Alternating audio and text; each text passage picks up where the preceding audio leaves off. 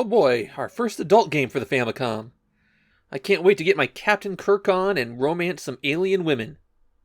Sorry to disappoint you, but I think they mean luster in the sense of shine. It was kind of a bad title choice. Instead, Star Luster is a game that follows in the footsteps of the classic mainframe Star Trek game. The concept in these games is that the player is dropped in a spaceship in the middle of a randomly generated galaxy, and there are enemies out there that are closing in on important locations. In Star Luster, those are planets and bases. The player warps to where the enemies are and engages them in combat. Wipe out that fleet and that enemy formation is removed from the map. But while you're doing that, the other enemies are still moving and closing in on the spots you need to protect. Atari was the first company to move this into an action game with Star Raiders, but they were pretty far from the only people who did it. Star Luster is a very complex game, and not all of it is immediately visible to the player. So I've got an awful lot to explain about how to play this one. Let's start with the long-range scanner. You start the game in this mode where you can move a cursor around the map. E's are enemies, B's are bases, the squiggles are asteroids, and the stars are planets. From this mode, you can press A to warp to a square, or you can press B to fire a photon torpedo at it.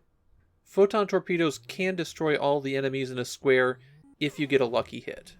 You use select to switch between piloting mode and scan mode, but some things will automatically throw you into the appropriate mode. Okay, now you can get around. What are you doing?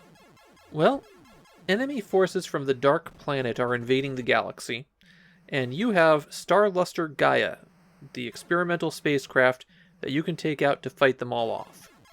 In training mode and command mode, all that means is wiping out all of the enemy forces. This is not how you beat the game, however. In adventure mode, your goal is to collect the 7 keys that will let you locate the Dark Planet. Then fly there and blow it up. The keys are all held by different planets, but they've got a real "what have you done for us lately" attitude. To get them to hand over the keys, you have to save them. So the planet has to come under attack from an enemy force, then you defeat that enemy that's attacking it, and then the planet will give you the key. On the long-range sensors, planets and bases that are under attack are in black, and if you've rescued one, it stays in black until you fly there. So now you're ready to fight off some enemies. The controls for dogfighting are easy. A button accelerates, the B button fires the lasers. The radar screen now shows the space around you, orientated as though you were looking down on your ship from above. The triangle is your viewport, but just because a dot is in that triangle doesn't mean you can see it. It could be above or below you. Naturally, the enemies shoot back, and I actually found this to be one of the worst parts of Star Luster. Not the fact that they attack, of course, but all of the enemy shots have a trajectory that doesn't make a lot of sense. Shots that look like they are hitting you dead on often miss, and ones that you think you're dodging will suddenly swerve into you. It makes getting out of the way of those projectiles pretty tough. Shoot down enough of the enemy, and their planet-destroying superweapon appears. You don't have to shoot the thermal exhaust port, though. So let's say you've been hit. Your shields will decrease, of course. Those will regenerate over a few seconds. The bigger danger is that one of your subsystems may get hit. There's 3 of those you have to worry about. If your radar gets damaged, then the short-range radar only works sporadically, and the long-range radar may get locked in place. If your computer gets damaged, then you lose the crosshairs, and you may no longer get alerts about events. And if your engines get damaged, you won't be able to boost as well, and your shield regeneration may stop. Everything you do in Star Luster costs energy. Warping to another sector, shooting the gun, recharging your shields, they all cost energy. If you run out, it's game over, so you'll need to fly to bases periodically to recharge. When you dock with a base, you get your energy recharged, all subsystems are repaired, And at some bases, you may get a power-up for your ship. However, docking with things is the most annoying thing in Star Luster. Remember that the radar is a two-dimensional projection, assuming a top-down view of your ship. So things in that triangle may be very far away. The manual even includes a geometry lesson to teach players about this. So without breaking out the vector math, what you need to do is first spot the dot on the radar. Move the ship left or right so that the dot is positioned directly in front of your ship, and then boost until it's close to your triangle. Now start going up and down.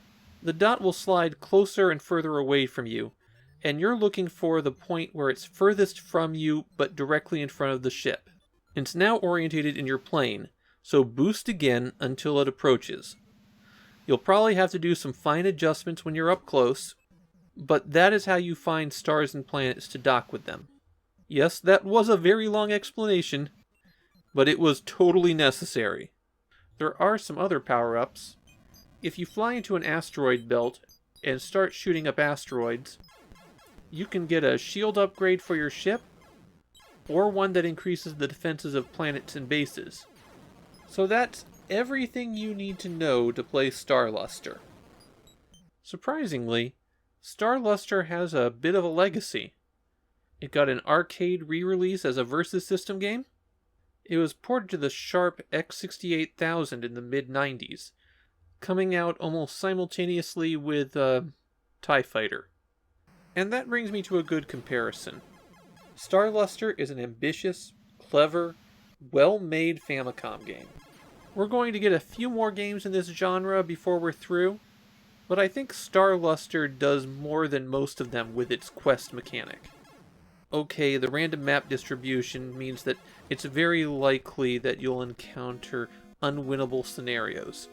Some Kobayashi Morus, if you like. But in terms of gameplay, it still has all of those early, super rough edges. I can recognize the skill that was put into Star Luster, but that doesn't mean that I want to play it.